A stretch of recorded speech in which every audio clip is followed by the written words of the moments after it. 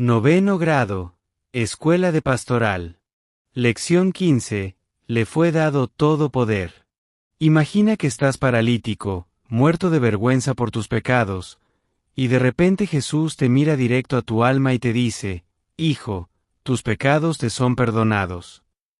¿Sientes ese escalofrío? Quédate, porque hoy vas a descubrir que ese mismo poder está vivo y sigue perdonando pecados hoy. Oración. Oh Verbo eterno del Padre, Hijo del hombre y Dios con nosotros, que en la tierra de Palestina te inclinaste sobre el polvo de nuestras culpas y pronunciaste la palabra que ningún ángel se atreve a decir, tus pecados te son perdonados. Tú, que ante el paralítico bajado por el techo y ante la adúltera temblorosa en el templo y ante la pecadora derramada a tus pies, no levantaste la piedra alguna, sino la cruz entera de tu misericordia.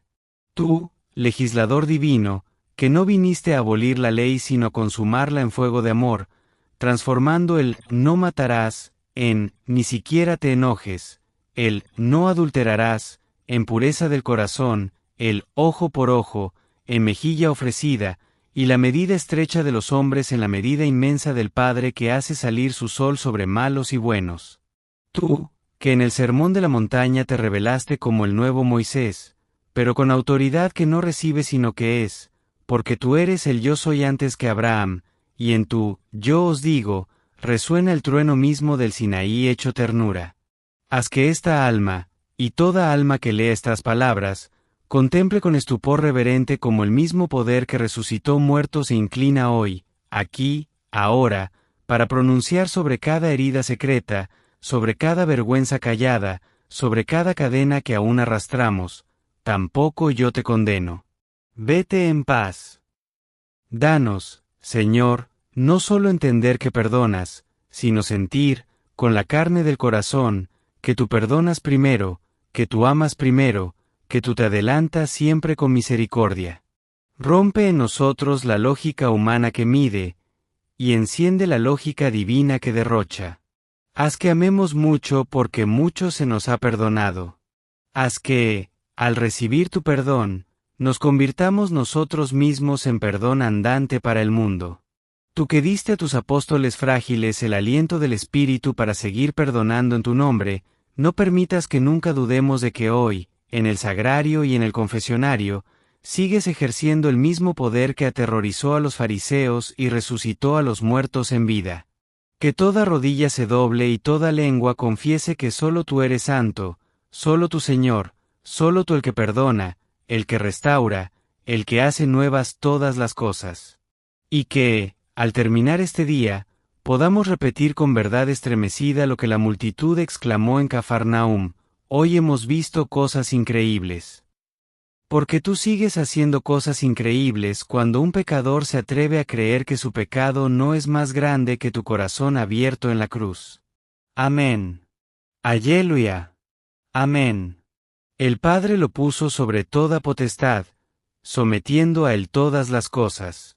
Jesucristo tiene el poder de perdonar los pecados, unido al poder divino de juzgar, que, como vimos en la catequesis anterior, Jesucristo se atribuye y los evangelistas, especialmente Juan, nos dan a conocer, va el poder de perdonar los pecados.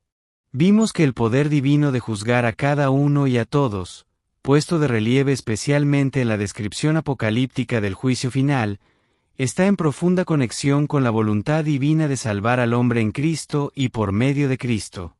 El primer momento de realización de la salvación es el perdón de los pecados. Podemos decir que la verdad revelada sobre el poder de juzgar tiene su continuación en todo lo que los evangelios dicen sobre el poder de perdonar los pecados. Este poder pertenece solo a Dios. Si Jesucristo, el Hijo del Hombre, tiene el mismo poder, quiere decir que Él es Dios, conforme a lo que Él mismo dicho, yo y el Padre somos una sola cosa, Juan capítulo 10, versículo 30. En efecto, Jesús, desde el principio de su misión mesiánica, no se limita a proclamar la necesidad de la conversión, convertíos y creed en el Evangelio, Marcos capítulo 1, versículo 15, y a enseñar que el Padre está dispuesto a perdonar a los pecadores arrepentidos, sino que perdona él mismo los pecados. Precisamente en esos momentos es cuando brilla con más claridad el poder que Jesús declara poseer, atribuyéndoselo a sí mismo sin vacilación alguna. Él afirma, por ejemplo, el Hijo del Hombre tiene poder en la tierra para perdonar los pecados. Cf. Marcos capítulo 2, versículo 10. Lo afirma ante los escribas de Cafarnaum, cuando le llevan a un paralítico para que lo cure. El evangelista Marcos escribe que Jesús, al ver la fe de los que llevaban al paralítico, quienes habían hecho una abertura en el techo para descolgar la camilla del pobre enfermo delante de él, dijo al paralítico: Hijo, tus pecados te son perdonados. Marcos capítulo 2, versículo 5. Los escribas que estaban allí pensaban entre sí: ¿cómo habla éste así? Blasfema. ¿Quién puede perdonar pecados, sino solo Dios? Marcos capítulo 2, versículo 7. Jesús, que leía en su interior, parece querer reprenderlos: ¿por qué pensáis así en vuestros corazones? ¿Qué es más fácil, decir al paralítico, tus pecados te son perdonados, o decirle, levántate, toma tu camilla y vete? Pues para que veáis que el Hijo del Hombre tiene poder en la tierra para perdonar los pecados, se dirige al paralítico: yo te digo, levántate, toma tu camilla y vete a tu casa. Marcos capítulo 2, versículos 8 al 11. La gente que vio el milagro, llena de estupor, glorificó a Dios diciendo: jamás hemos visto cosa igual. Marcos capítulo 2, versículo 12. Es comprensible la admiración por esa extraordinaria curación y también el sentido de temor o reverencia que, según Mateo, sobrecogió a la multitud ante la manifestación de ese poder de curar que Dios había dado a los hombres. Cf. Mateo capítulo 9, versículo 8, o, como escribe Lucas, ante las cosas increíbles que habían visto ese día, Lucas capítulo 5, versículo 26. Pero para quienes reflexionan sobre el desarrollo de los hechos, el milagro de la curación aparece como la confirmación de la verdad proclamada por Jesús e intuida y contestada por los escribas: el Hijo del Hombre tiene poder en la tierra para perdonar los pecados.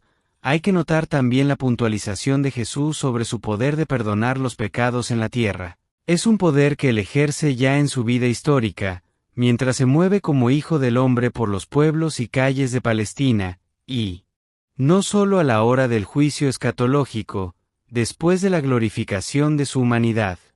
Jesús es ya en la tierra el Dios con nosotros, el Dios hombre que perdona los pecados.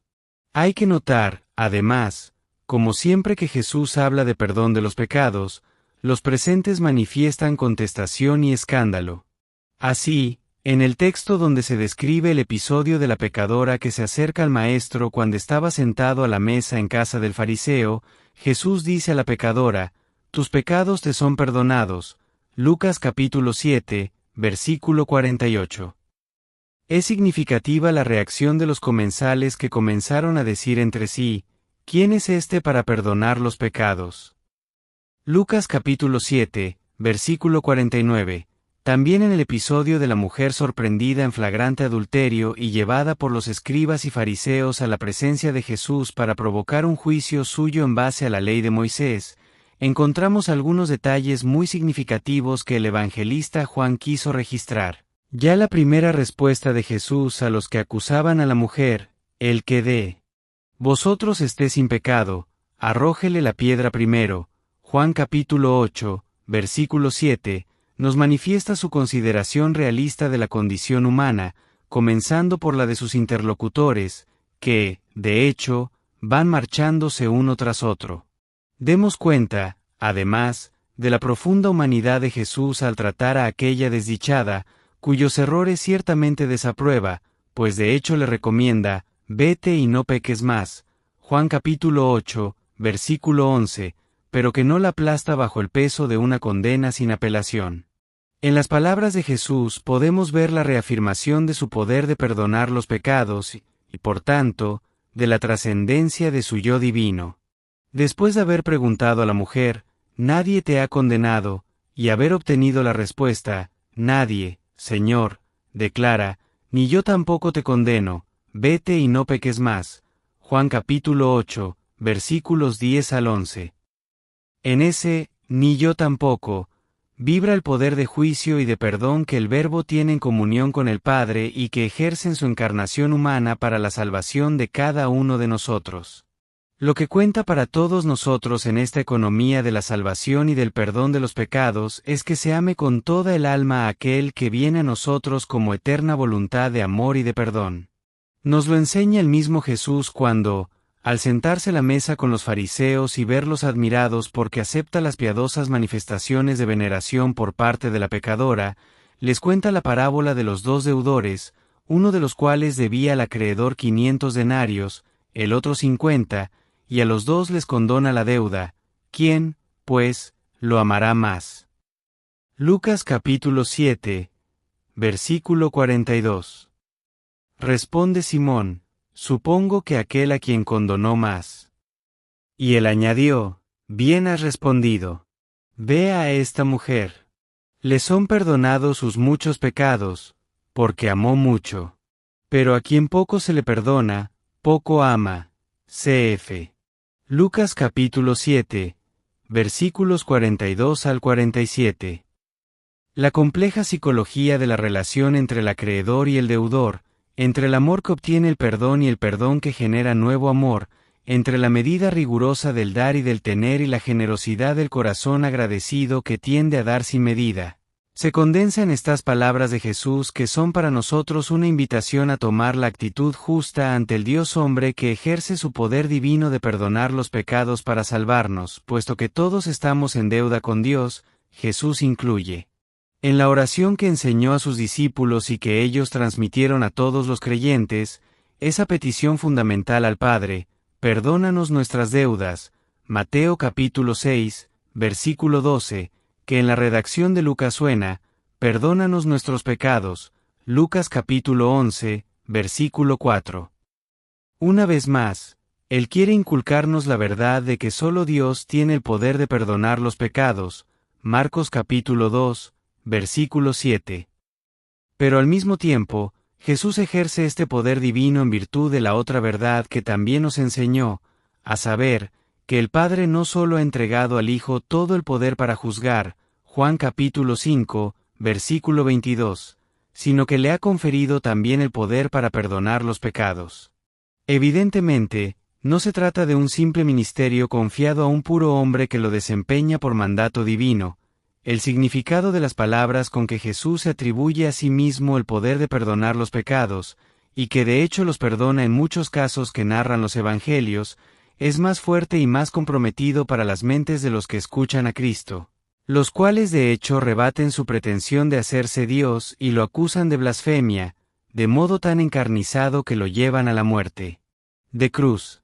Sin embargo, el ministerio del perdón de los pecados lo confiará Jesús a los apóstoles y a sus sucesores, cuando se les aparezca después de la resurrección: «Recibid el Espíritu Santo, a quienes perdonareis los pecados, les serán perdonados». Juan capítulo 20, versículos 22 al 23. Como Hijo del Hombre, que se identifica en cuanto a la persona con el Hijo de Dios, Jesús perdona los pecados por propio poder, que el Padre le ha comunicado en el misterio de la comunión trinitaria y de la unión hipostática. Como Hijo del Hombre que sufre y muere en su naturaleza humana por nuestra salvación, Jesús expía nuestros pecados y nos consigue su perdón de parte del Dios uno y trino. Como Hijo del Hombre que, en su misión mesiánica, ha de prolongar su acción salvífica hasta la consumación de los siglos, Jesús confiere a los apóstoles el poder de perdonar los pecados para ayudar a los hombres a vivir sintonizados en la fe y en la vida con esta voluntad eterna del Padre, rico en misericordia. Efesios capítulo 2, versículo 4. En esta infinita misericordia del Padre, en el sacrificio de Cristo, Hijo de Dios y del hombre que murió por nosotros, en la obra del Espíritu Santo que, por medio del ministerio de la Iglesia, realiza continuamente en el mundo el perdón de los pecados, cf. Encíclica Dominum et Vivificantem, se apoya nuestra esperanza de salvación. Jesucristo, legislador divino. En los Evangelios encontramos otro hecho que atestigua la conciencia que tenía Jesús de poseer una autoridad divina y la persuasión que tuvieron de esa autoridad los evangelistas y la primera comunidad cristiana. En efecto, los sinópticos concuerdan al decir que los que escuchaban a Jesús se maravillaban de su doctrina, pues les enseñaba como quien tiene autoridad y no como los escribas. Marcos capítulo 1, versículo 22, Mateo capítulo 7, versículo 29, Lucas capítulo 4, versículo 32. Es una información preciosa que Marcos nos da ya al comienzo de su Evangelio. Ella nos atestigua que la gente había captado enseguida la diferencia entre la enseñanza de Cristo y la de los escribas israelitas, y no solo en el modo, sino en la misma sustancia. Los escribas apoyaban su enseñanza en el texto de la ley mosaica, de la que eran intérpretes y glosadores. Y Jesús no seguía el método de uno que enseña o de un comentador de la ley antigua, sino que se comportaba como un legislador, en definitiva, como quien tiene autoridad sobre la ley.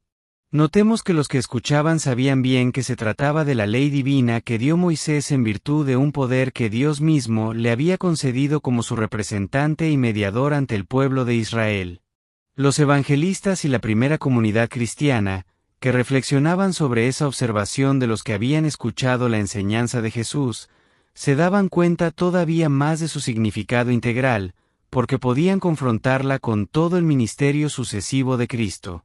Para los sinópticos y para sus lectores era, pues, lógico el paso de la afirmación de un poder sobre la ley mosaica y sobre todo el Antiguo Testamento a la afirmación de la presencia de una autoridad divina en Cristo. Y no solo como un enviado o legado de Dios, como había sido en el caso de Moisés. Cristo, al atribuirse el poder de completar e interpretar con autoridad, o más aún, de dar la ley de Dios de un modo nuevo, mostraba su conciencia de ser igual a Dios. Cf. Filipenses capítulo 2, versículo 6. Que el poder que Cristo se atribuye sobre la ley comporte una autoridad divina lo demuestra el hecho de que Él no crea otra ley aboliendo la antigua. No penséis que he venido a abrogar la ley o los profetas, no he venido a abrogarla, sino a consumarla. Mateo capítulo 5, versículo 17. Es claro que Dios no podría abrogar la ley que Él mismo dio. Pero puede, como hace Jesucristo, aclarar su pleno significado, hacer comprender su justo sentido, corregir las falsas interpretaciones y las aplicaciones arbitrarias a las que la ha sometido el pueblo y sus mismos maestros y dirigentes, cediendo a las debilidades y limitaciones de la condición humana. Para ello, Jesús anuncia, proclama y reclama una justicia superior a la de los escribas y fariseos. Cf. Mateo capítulo 5, versículo 20, la justicia que Dios mismo ha propuesto y exige con la observancia fiel de la ley y en orden al reino de los cielos.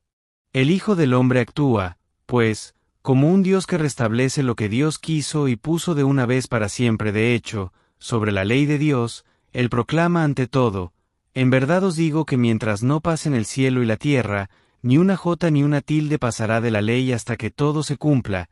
Mateo capítulo 5, versículo 18.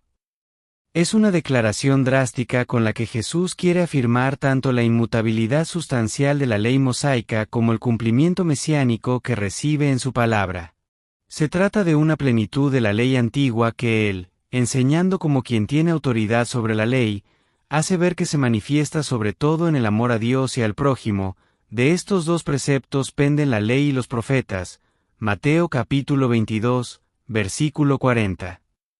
Se trata de un cumplimiento que corresponde al espíritu de la ley, que ya se deja ver desde la letra del Antiguo Testamento, que Jesús recoge, sintetiza y propone con la autoridad de quien es Señor también de la ley.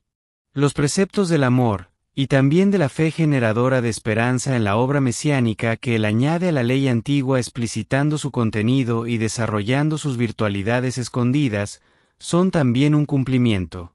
Su vida es un modelo de este cumplimiento, de modo que Jesús puede decir a sus discípulos no solo y no tanto, seguid mi ley, sino, seguidme a mí, imitadme, caminad a la luz que viene de mí, el sermón de la montaña, como lo trae Mateo. Es el lugar del Nuevo Testamento donde se ve afirmado claramente y ejercido decididamente por Jesús el poder sobre la ley que Israel ha recibido de Dios como quicio de la alianza. Allí es donde, después de haber declarado el valor perenne de la ley y el deber de observarla, Mateo capítulo 5, versículos 18 al 19, Jesús pasa a afirmar la necesidad de una justicia superior a la de los escribas y fariseos, o sea, de una observancia de la ley animada por el nuevo espíritu evangélico de caridad y de sinceridad. Los ejemplos concretos son conocidos.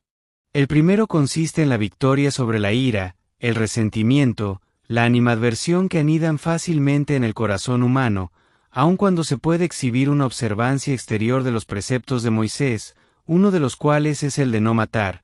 Habéis oído que se dijo a los antiguos, no matarás, el que matare será reo de juicio.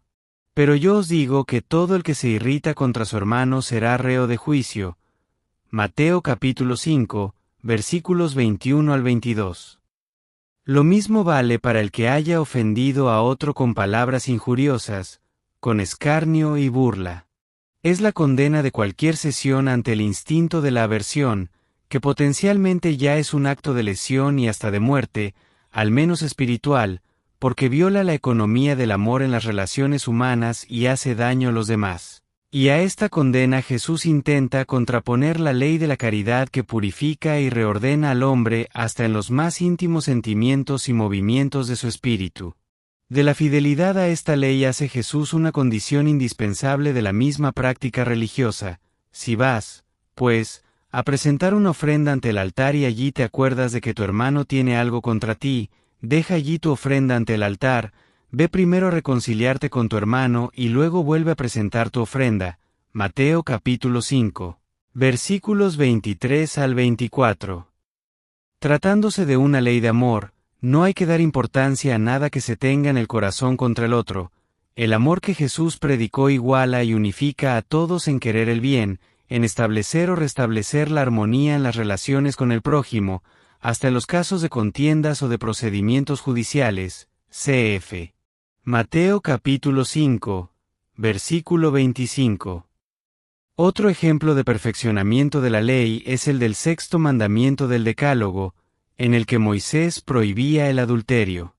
Con un lenguaje hiperbólico y hasta paradójico, adecuado para llamar la atención e impresionar a los que le escuchaban, Jesús anuncia, habéis oído que fue dicho, no adulterarás. Pero yo os digo que todo el que mira a una mujer deseándola, ya cometió adulterio con ella en su corazón. Mateo capítulo 5, versículos 27 al 28.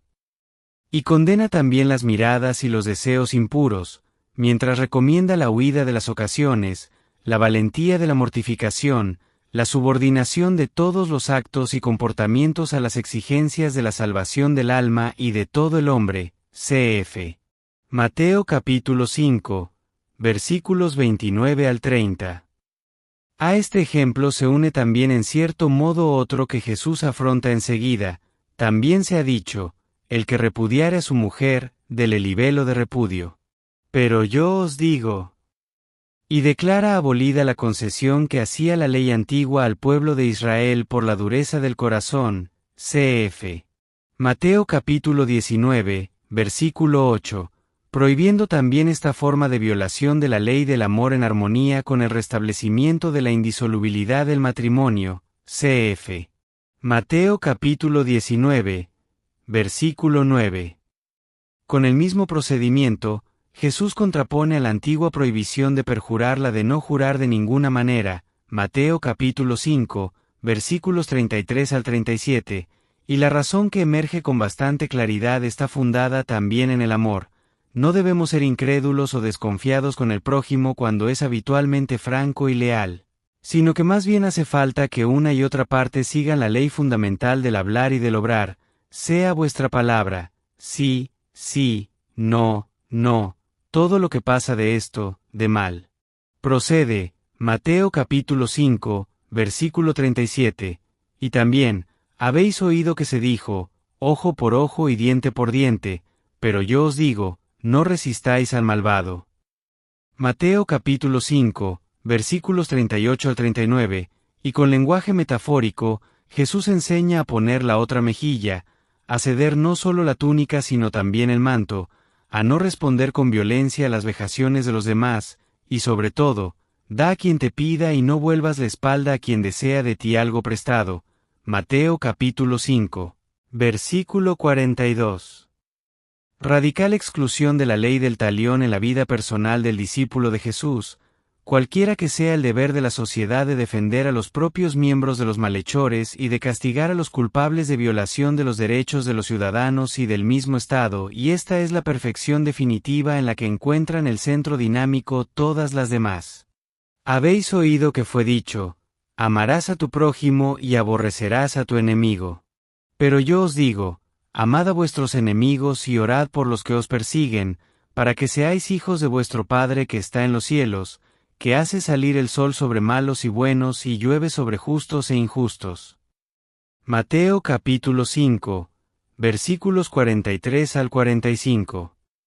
A la interpretación vulgar de la ley antigua que identificaba al prójimo con el israelita y más aún con el israelita piadoso, Jesús opone la interpretación auténtica del mandamiento de Dios y le añade la dimensión religiosa de la referencia al Padre Celestial, clemente y misericordioso, que beneficia a todos y es, por lo tanto, el ejemplo supremo del amor universal.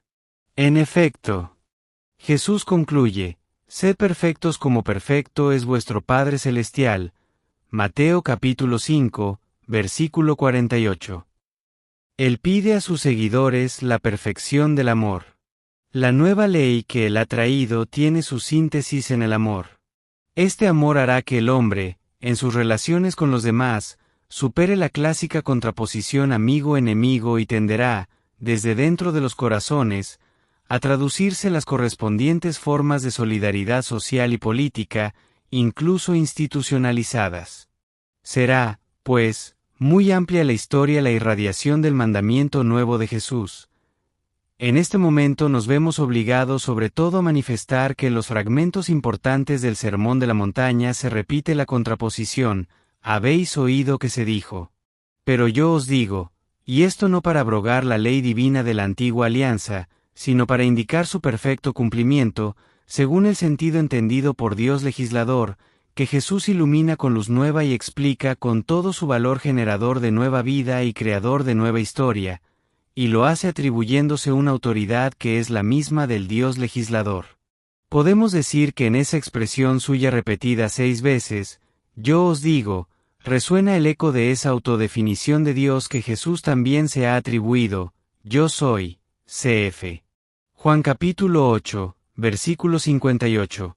Finalmente, hay que recordar la respuesta que dio Jesús a los fariseos que reprobaban a sus discípulos el que arrancasen las espigas de los campos llenos de grano para comérselas en día de sábado, violando así la ley mosaica.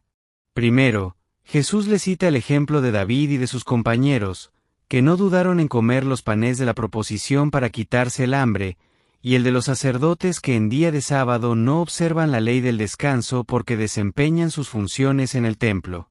Después, concluye con 2 afirmaciones perentorias, inauditas para los fariseos, pues yo os digo que lo que hay aquí es más grande que el templo. Y, el Hijo del Hombre es Señor del sábado. Mateo capítulo 12, versículos 6 y 8, cf. Marcos capítulo 2, versículos 27 al 28. Son declaraciones que revelan con toda claridad la conciencia que Jesús tenía de su autoridad divina. El que se definiera como superior al templo era una alusión bastante clara a su trascendencia divina.